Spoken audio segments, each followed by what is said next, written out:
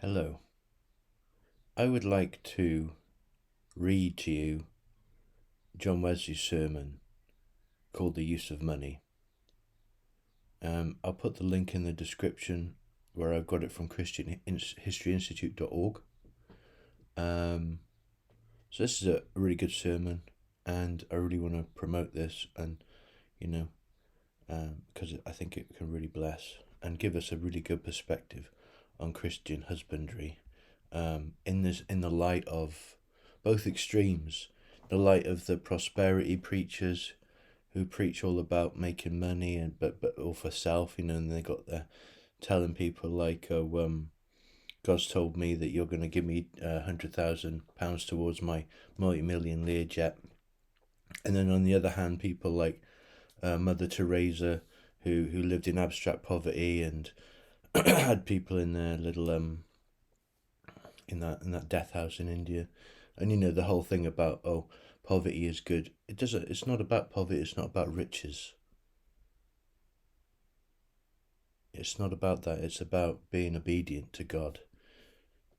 When Saul came back from the war and he offered up sacrifices, which wasn't his job to do, number one, but number two, he was disobedient. I mean, number one, he was disobedient. Number two, obviously, he was only the priest were to do the sacrifice, but he obeyed a direct command from the Lord, which was nothing survived. But he said, "Oh well, I got a good idea. I believe in prosperity. Here's a whole bunch of sheep. Let's kill them." But Samuel said to him and said, "Rebellion is as the sin of witchcraft, and arrogance is as the sin of idolatry." So we have to stay humble, brethren. By God's grace, we can, we receive God's truth that yes, we are just clay and nothing in His before Him. No one is anything. We're just clay. We're just dust. Just as God said to Adam, "Out of dust you came, and to dust you shall return." We need to keep that in perspective, but also on the other hand, we have such a higher calling as believers to walk as sons of children of God. And everything that's within that is, it will blow your mind once you start meditating on that, that the creator of the universe chooses to dwell in us. Anyway, back to this, the use of money. This is a great one. I would have done like just the voice record so you don't have to look at me, but I don't know how to do it on this. I'm not totally a thing with this. So, the love of money, here we start. The love of money, we know, is the root of all evil, but not the thing itself. The fault does not lie in the money, but in them that use it. It may be used ill, and what may not. But it may likewise be used well. It is full as applicable to the best as to the worst uses. It is of unspeakable service to all civilized nations in all the common affairs of life. It is a most compendious instrument of transacting all manner of business, and, if we use it according to Christian wisdom, of doing all manner of good. It is true, were a man in a state of innocence, or were all men filled with the Holy Ghost, so that, like the infant church at Jerusalem, no man counted anything he has his own, but distribution was made to everyone as he had need, the use of it would be superseded, as we cannot conceive there is anything of the kind among the inhabitants of heaven. But in the present state of mankind, it is an excellent gift of God, answering to the noblest ends. In the hands of His children it is food for the hungry, drink for the thirsty, raiment for the naked. It gives to the traveller and the stranger where to lay his head. By it we may supply the place of a husband to the widow, and of a father to the fatherless. We may be a defence for the oppressed, a means of health to the sick, of ease to them that are in pain. It may be as eyes to the blind, as feet to the lame, yea, a lifter up from the gates of death. It is, therefore, of the highest concern that all who fear God know how to employ this valuable talent, that they may be instructed how it may answer these glorious ends, and in the highest degree.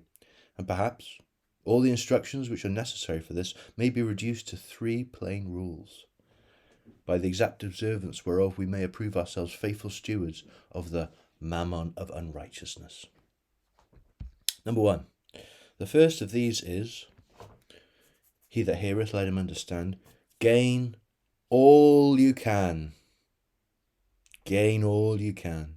Here, we may speak like the children of the world. We meet them on their own ground, and it is our bounden duty to do this.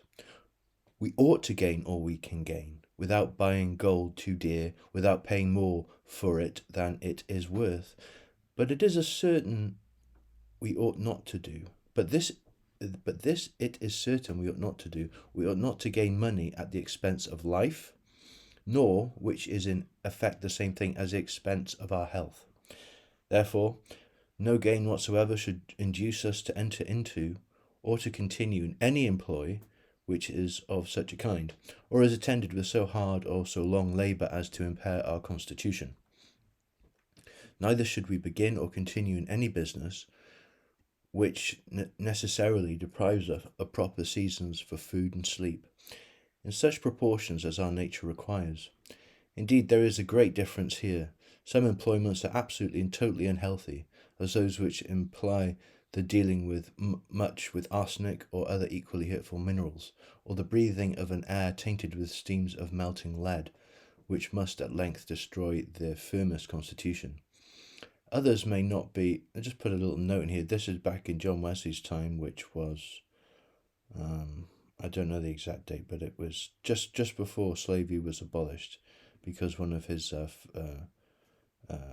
converts, William Wilberforce, who did it, he was a convert of John Wesley, and there's letter proof to that.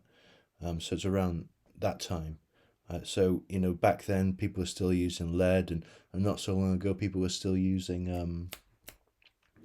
Oh, by the way, this bit's mine. I'm not reading. I'm not reading from the sermon. The asbestos, and things like this. So, and adding to that, not our own constitution, but other people's too. So we can't deal in things that cause other people harm, knowingly. Maybe people didn't realize when they were putting in the asbestos it was cancerous. Maybe they did. I don't know. But, knowingly doing anything, as Paul said, I stand in good conscience before God and man to this day. And then the high priest had him smitten around the face, but never mind. Others may not be absolutely unhealthy, but only to persons of a weak constitution, such as those that require many hours to be spent in writing, especially if a person writes sitting and lean upon his stomach or remain long in an uneasy posture.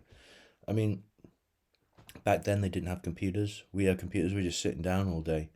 We should make sure we get some exercise and look after the bodies that God's given us.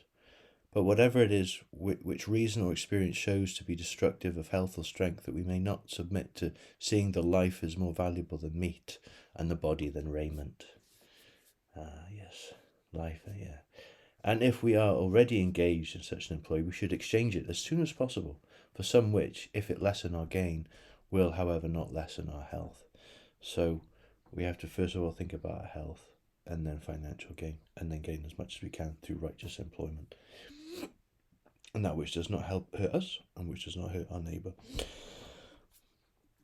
We are, secondly, to gain all we can without hurting our mind any more than our body. For neither may we hurt this. We must preserve, at all events, the spirit of a healthy mind.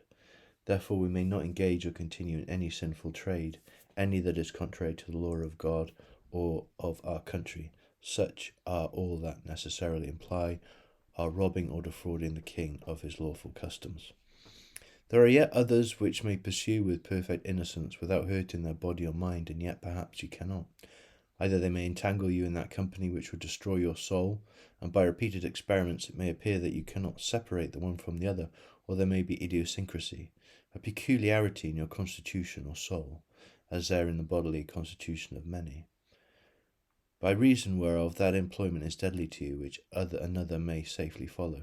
For I am convinced from my experiments I could not study to any degree of perfection, either mathematics, arithmetic, or algebra, without being a deist, if not an atheist, and yet others may study them all their lives without sustaining any inconvenience. None therefore can here determine for another, but every man must judge for himself, and abstain from whatever he is particularly finds to be hurtful to his soul. And I would also add to that we should, the gifts that God has given us, that we should use them to God's glory. Recognize. I think the hardest part is to recognize really what gifts we have and how we can really use them to the glory of God. Not everybody can work in banking and accounting. Not everybody's an artist.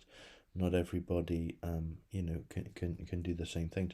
So if we find that, then when we're good, and we're being good stewards.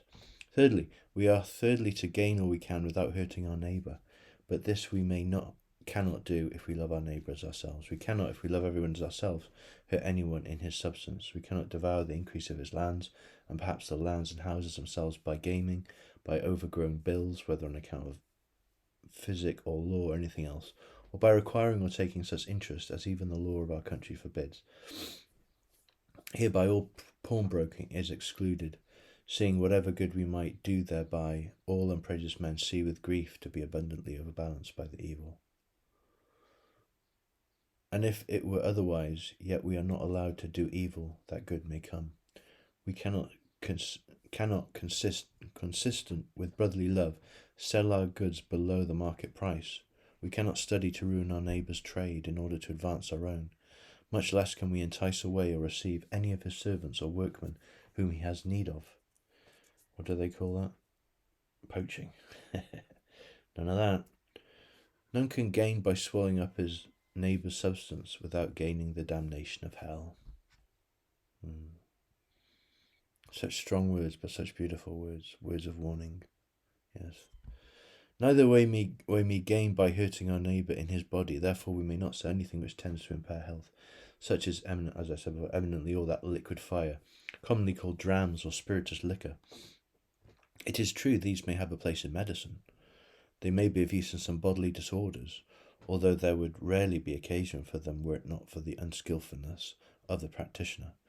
Therefore such as prepare and sell them only for this end may keep their conscience clear. But who are they?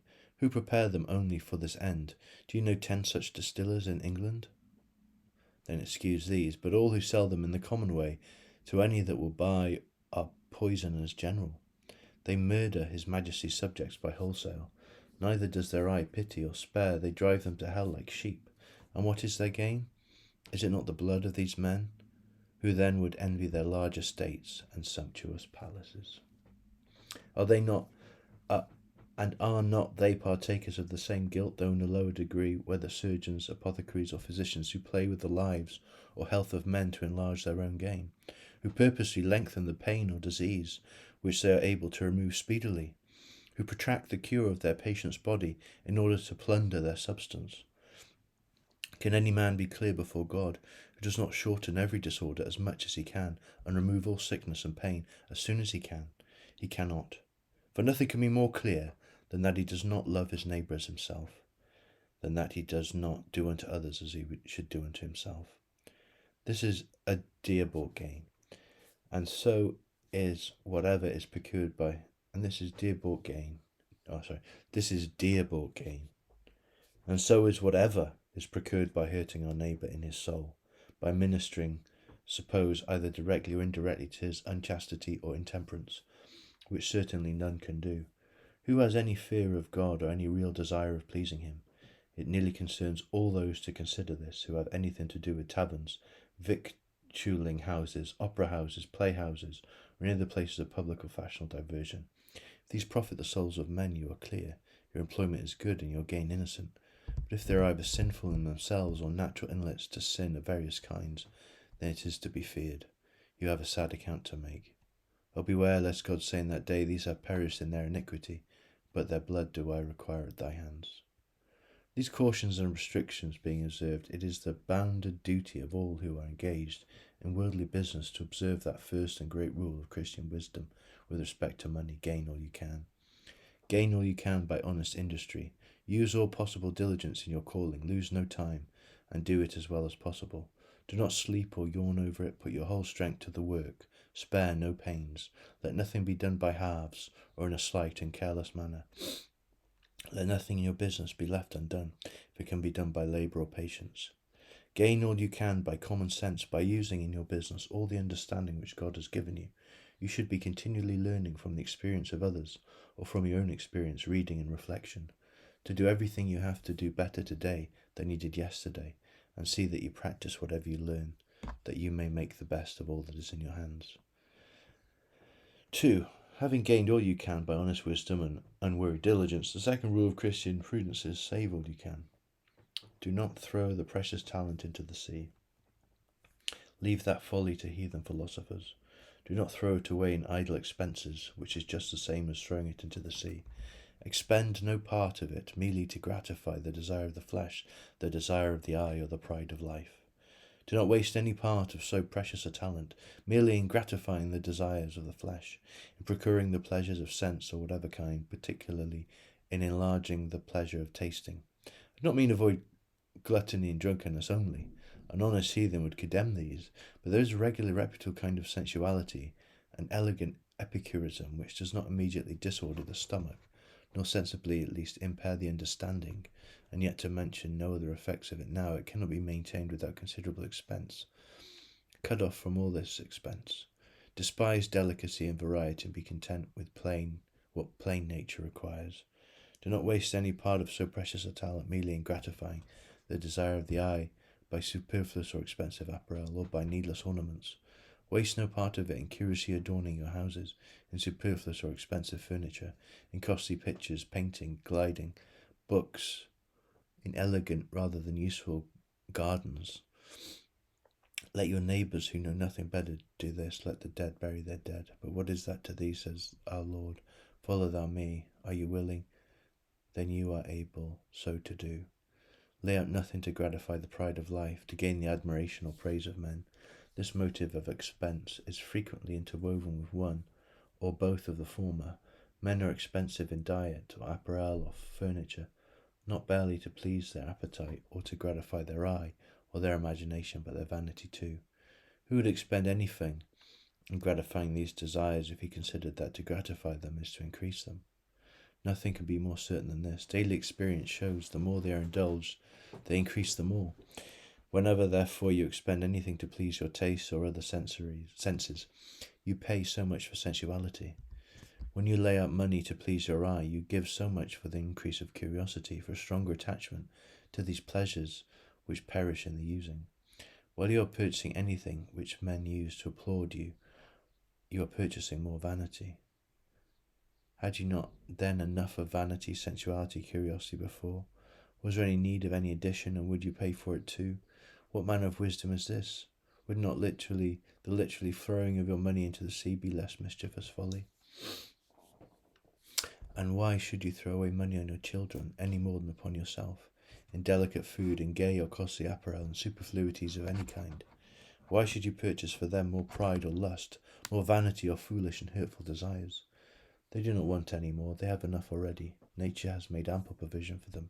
Why should you be at further expense to increase their temptation and snares, and to pierce them through with more sorrows? Do not leave it to them to throw away.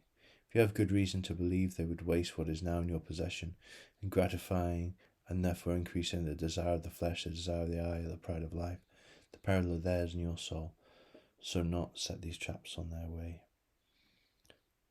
What then would you do if you were in my case, if you had considerable fortune to leave? Whether I would do it or not, I know what I ought to do.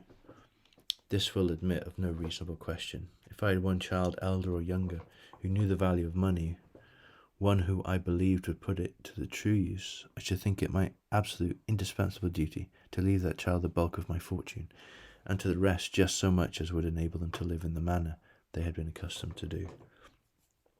But what if all your children were equally ignorant in the true use of money?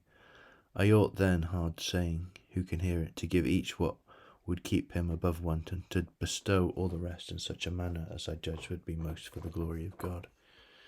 3. But let not any man imagine that he has done anything barely by going thus far, by gaining and saving all he can. If he were to stop there, all this is nothing. For man go not forward if he does not point all this at a farther end, nor indeed can a man properly be said to save anything if he only lays it up. You may as well throw your money into the sea as bury it in the earth. You may as well bury it in the earth as in your chest or in the Bank of England, not to use, as effectively to throw it away. If therefore you would indeed make yourselves friends of the mammon of unrighteousness, add the third rule to the two preceding. Having first gained all you can, and secondly saved all you can, then give all you can. In order to see the ground and reason of this, consider when the possessor of heaven and earth brought you into being and placed you in this world. He placed you here not as a proprietor, but as a steward. As such, he entrusted you for a season with goods of various kinds, but the sole property of these still rests in him, nor can ever be alienated from him. As you yourself are not your own, but his, such is likewise all that you enjoy, such is your soul and your body, not your own, but God's. And so is your substance in particular. He has told you in the most clear and express terms how you are to employ it for him, in such a manner that it may be all a holy sacrifice, acceptable through Jesus Christ. And this light, easy service he hath promised, to reward with an eternal weight of glory. The directions which God has given us touching the use of our worldly substance may be comprised in the following particulars. If you desire to be a faithful and wise steward out of that portion of your Lord's goods which he has for the present lodged in your hands, but with the right of resuming whenever it pleases him, first provide things needful to yourself, food to eat, raiment to put on, whatever nature modesty requires for preserving the body in health and strength. Secondly, provide these for your wife, your children, your servants, or any others who pertain to your household. If when this is done there be an overplus left, then do good to them that are of the household of faith. If you have an overplus still, as you have opportunity to do good unto all men, in so doing you can give all you can, nay, in a sound sense, all you have. For all that's laid out in this manner is really given to God. You render unto God the things that are God's, not only by what you give to the poor, but also that which you expend in providing things needful for yourself and your household. Render unto God not a tenth, not a third, not half, but all that is God's, be it more or less, by employing all of yourself, your household, the household of faith, and all mankind in such a manner that you may give good account of your stewardships. I entreat you, in the name of the Lord Jesus, act up to the dignity of your calling. No more sloth. Whatsoever your hand findeth to do, do it with all your might. Do no more waste. Cut off every expense which fashion, caprice, or flesh and blood demand. No more covetousness, but employ whatever God's trusted you with in doing good, all possible good, in every possible kind and degree, to the household of faith, to all men. This is no small part of the wisdom of the just. Give all you have, all well as you are, a spiritual sacrifice to him, who withheld not from you his Son, his only Son, so laying up in store for yourselves a good foundation against the time to come, that ye may attain eternal life. By John Wesley.